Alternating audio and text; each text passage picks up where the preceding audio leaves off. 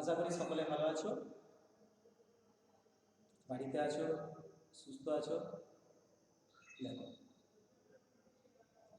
এরপরে যে তোমাদের ক্লাসটা আছে, এই ক্লাসটা আছে তোমাদের প্রথম অঙ্ক বইতে অমরনাথের পথ।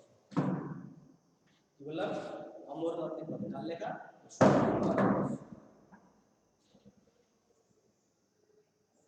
অমরনাথের পথে কার লেখা? না শঙ্কু মহারাজ। তোমরা হয়তো এই শঙ্কু মহারাজের লেখা আগে হয়তো কখনো পড়নি।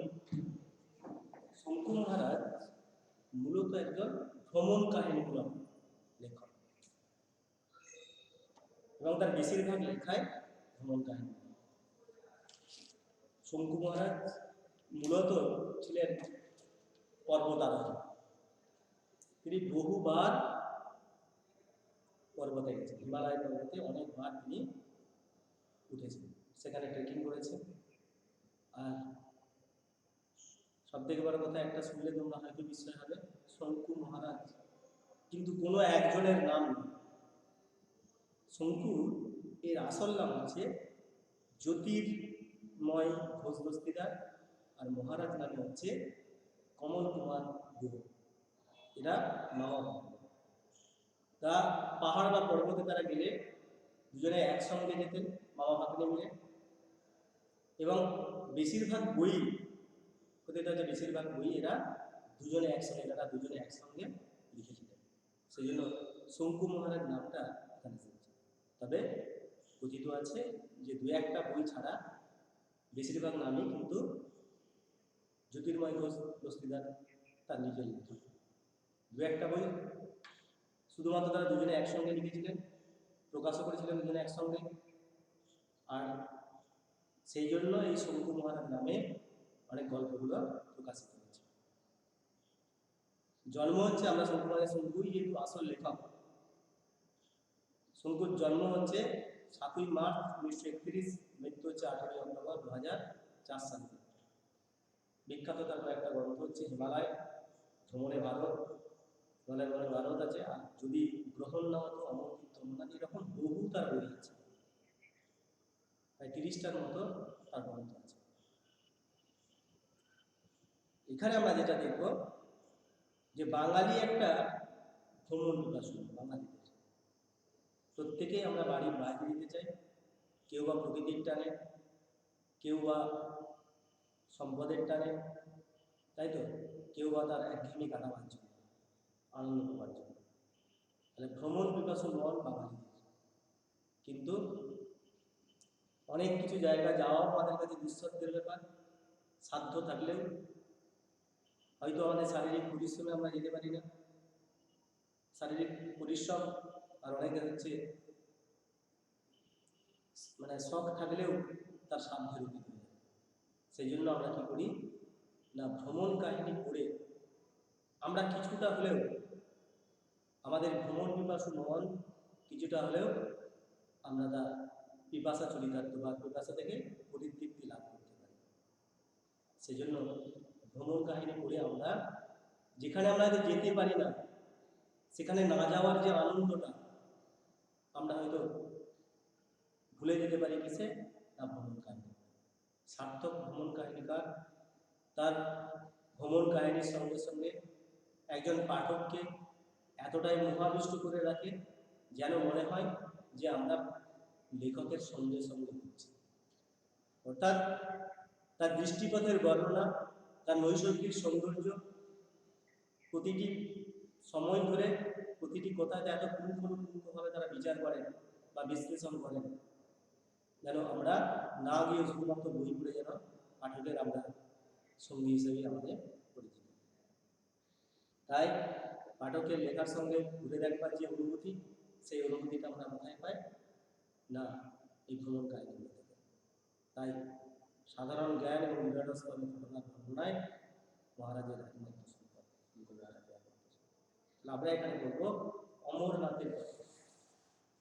অমরনাথের পথে দেখো, সেখানে তিনি যাত্রাপথের বর্ণনা দিয়েছেন, সেই বর্ণনা আমরা এখানে দেখো। সেখানে প্রথমেই লেখা হয়েছে বাবা অমরনাথ জি কি। বলে জয়, শুরু হলো যাত্রা পরম প্রার্থিত পদযাত্রা। মানে পায়ে হেঁটে কখনো অস্ত্র হলে তাকে সেখানে গিয়ে পৌঁছে যাবো। নিউ পাইনি হোটেলের গেট পেরিয়ে আমরা নেমে আসি। প্রত্যেকটা ঘটনা পুঙ্খানুপুঙ্খভাবে বিচার ও বিবেচনা করেছেন, বিচার করেছেন এবং বিশ্লেষণ করেছেন। সেই পথ পরিচিত পহেলগাঁও, মানে পহেলগাঁও পথ থেকে পহেলগাঁও থেকে তিনি শুরু করেছেন তার যাত্রা।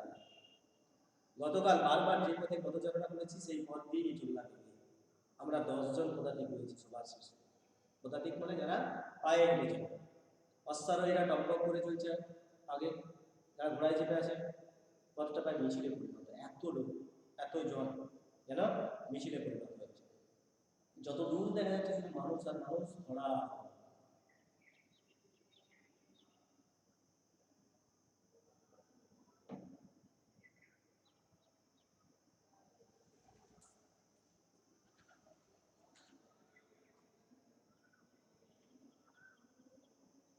বুঝছেন, যত দেখে মানুষের মানুষ, ঘোড়া ঘোড়া। আমরা পদাতিক হলে প্রতিটি ঘোড়া রয়েছে ভাগ্যবান ঘোড়া। ভাগ্যবান কেন? কারণ তাদেরকে কাউকে সওয়ারি করতে হবে, কেউ সওয়ার হয়নি, সঙ্গে যা চলছে।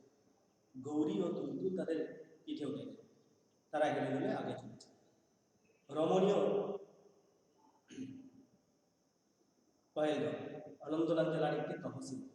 তহসিল মানে প্রদেশ এরকম। এই তহসিলের আয়তন 121.8 বর্গ কিলোমিটার। জনসংখ্যা মাত্র 4069 জন।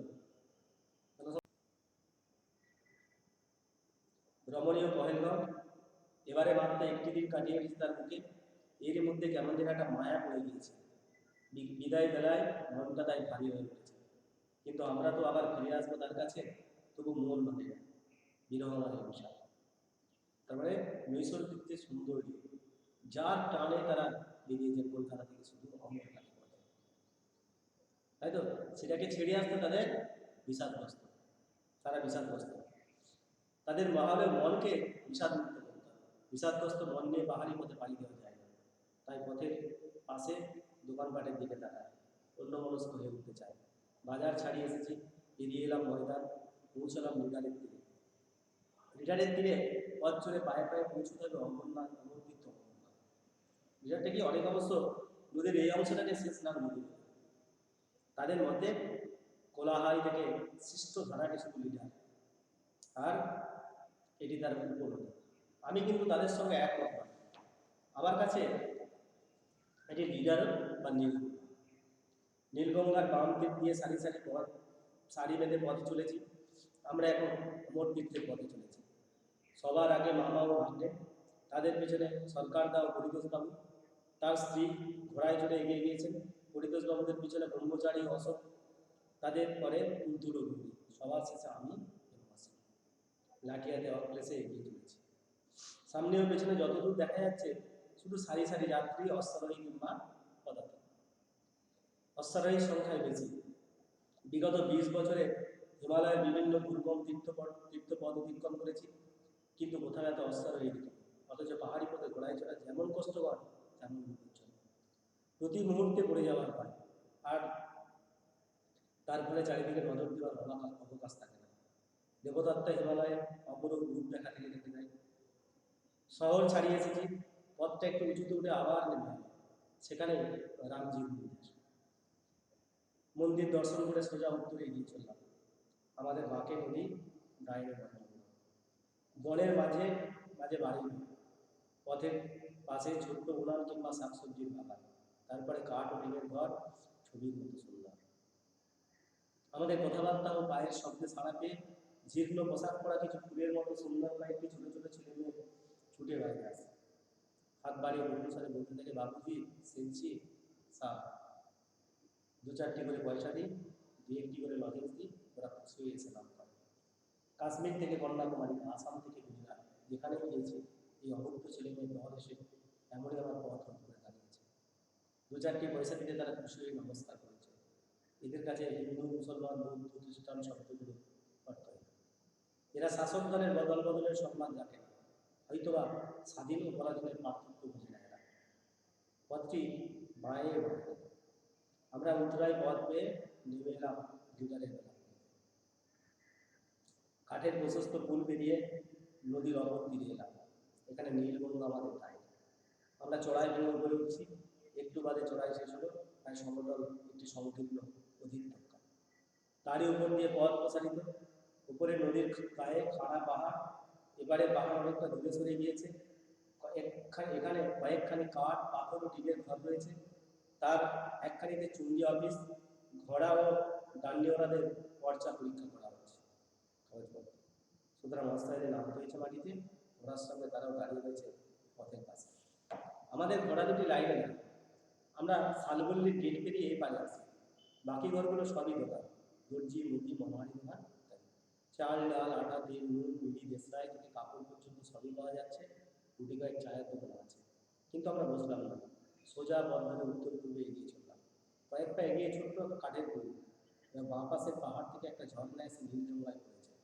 তার উপরেই পুল পেরিয়ে পথের ধারে একখানি সাইনবোর্ডে লেখা হোলি কেভ 29 মাইলস, পবিত্র যে গুহা কত 29 মাইল, চন্দনবাড়ি লাইন। আর এখান থেকে চন্দনবাড়ি হচ্ছে পথ বেশ প্রশস্ত। এখানে চন্দনবাড়ি পর্যন্ত জিপ ও ট্রাক চলাচল করছে। পথটি পাকা হয়নি বলে বাস চলছে না। 2-1 বছর বাদে তীর্থযাত্রীরা আর একটু পথ বাজে আর একটু পথটুকু হাঁটতে হবে। চন্দনবাড়ি থেকে তাদের পদযাত্রা শুরু হবে, অর্থাৎ যাতায়াতের 20 মাইল পথ কমে যাবে। এখানে অবশ্য অনেকে বিশেষ ব্যবস্থা করে মালের ট্রাক কিংবা সরকারি জিপে করে চন্দনবাড়ি চলে যায়। আগে হাঁটা পথে কলকাতা থেকে চন্দনবাড়ির দূরত্ব ছিল 8 মাইল। আটঠার নেমে গেল এক জনৈক ডাক্তার, এই শতাব্দীর প্রথম দশকে মেডিকেল মিশন নিয়ে কাশ্মীর এসেছিলেন। তিনি কিন্তু লিখেছিলেন বহরগাঁও থেকে চন্দনবাড়ি 9 মাইল। সেকালে দূরত্ব জায়গাটা, একালে বয়েলগাঁও ও চন্দনবাড়ি 10 মাইল, অর্থাৎ মোটর পথে দূরত্ব বেড়ে গিয়েছে। কিন্তু যাত্রীরা এখন হাঁটাতে পেরে হয় না, তবে তাদের তেমন কোনো ক্ষতি হয়নি, কারণ এমন সুন্দর পথে পদচারণা প্রতীকের পরম সৌভাগ্য। বাঁয়ে গাছে ছাওয়া সবুজ পাহাড়, ডাইনে সোনালি মোকাই আর লাল বারান্দার, তারপরে নীল ধারার মতো আঁকা বাঁকা নীল, সুনীলকে নিল উচ্ছ্বসিত গিটার, নাচতে নাচতে নিচে চলেছে। তার কলকারে চারিদিক মুখর করে রেখেছে। বাঁদিকের পাহাড় আস্তে আস্তে পথ থেকে উপরে উঠে গিয়েছে। তার বুক জুড়ে বনের বিস্তার, পাইনের সারি, পাইন গাছের গায়ে গায়ে জোড়ানো রয়েছে ধারাতে ফার, আর পথের পাশে ফুটে আছে অসংখ্য রঙিন বনফুল, প্রাইমুলা, ক্রেনসবি, জেনিসিয়া প্রভৃতি জানা অজানা কিছু ফুল। মাঝে মাঝে গুর্জরদের সঙ্গে দেখা হচ্ছে। জাতি, বৃদ্ধ বৃদ্ধা, যুবক যুবতী, কিশোর কিশোরী, শিশু সবাই আছেন তাদের। গরু ঘোড়া ভেড়ার পাল নিয়ে চলেছে ওরা। কোথায় যাচ্ছে কে জানে, হয়তো নিজেরাও জানে ওরা যে যাযাবর কাদিকে বলে যাদের স্থায়ী কোনো ঠিকানা নেই, থাকবার কোনো জায়গা, এখানে ওখানে ঘুরে বেড়ায়। সবসময় ভাবে হেতা নয় অন্য কোথাও অন্য কোথাও খারে।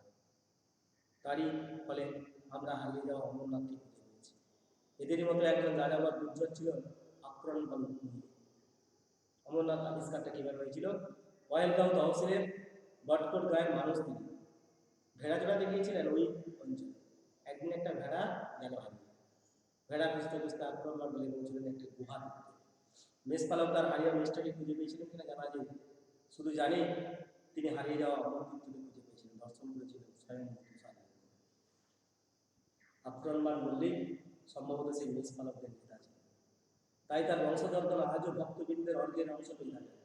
পুণ্যার্থীরা অমরনাথের উদ্দেশ্যে যে অর্থবস্ত্র, ফুল, মগ, এই ফুল, মূল ও মিষ্টি নিবেদন করেন তার 3টে ভাগ করে।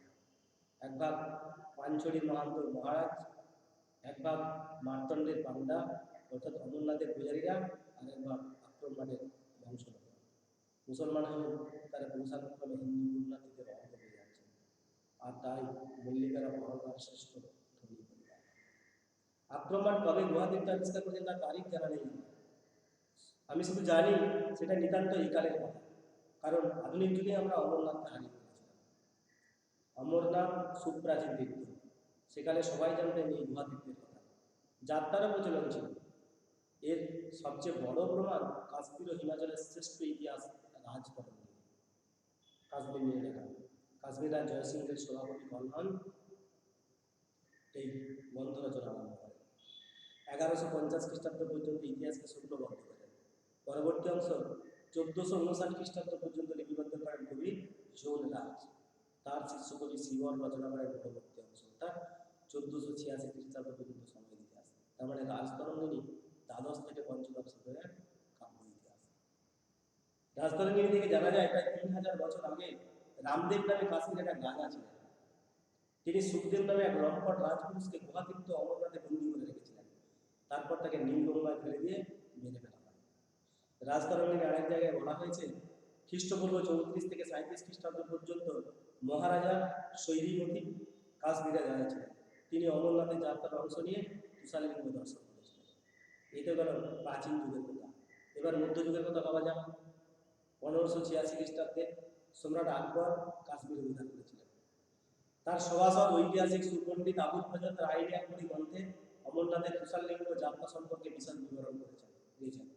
তার মানে সপ্তদশ কি অষ্টাদশ শতাব্দীর কোনো এক সময়ে আমরা অমরতীর্থকে হারিয়ে ফেলেছিলাম।